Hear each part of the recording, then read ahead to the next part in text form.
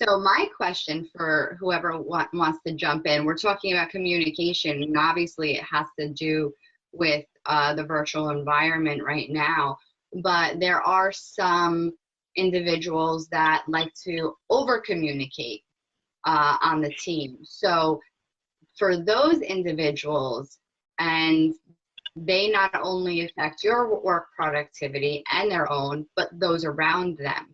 So do you have some suggestions for managers on how to be a leader and listen, but cut them off? You know, that mute button is wonderful. It's like a, You know, people like, oops. No, seriously. I mean, I think I find I facilitate a lot of meetings. We facilitate CEO roundtables and HR roundtables. And one of the things we do is we time people. And so you ask a question and you say, okay, everybody's got 2 minutes to go around and give us, and you can have a little beeper go off and just say, you know, sorry, Donna, gotta wrap it up, you know, and have with the people that really tend to talk too much, the leaders, and most of the time they're self-aware, they know it's their thing, they'll joke about it, oh, I'm going on and on again.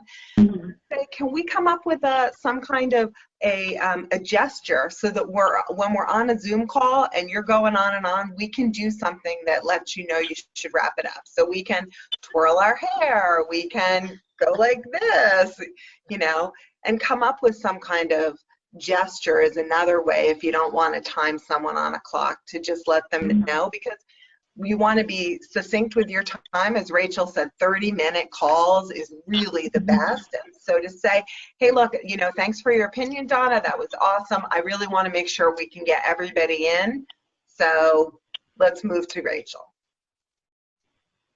I think it's a good idea. Very good idea. And, you know, the procedures, Rachel, you're talking about, like writing them down. And Donna, I know you're a big believer in this. And, you know, setting standards. A lot of businesses kind of overlook those things because you get started in your business and you're concerned about making money. And then you kind of get away from the basics and the foundation. But I want to emphasize that it has to do with culture, because people know where they stand, and in an environment where they're constantly having to ask questions on what they're expected to do, or, you know, are we allowed to take, you know, Fridays off and every Friday in the summer off? These are just certain standards that if we're in writing, you could just point them to, and you can get more productivity out of them. So I think that's something that everyone should take some time to look into.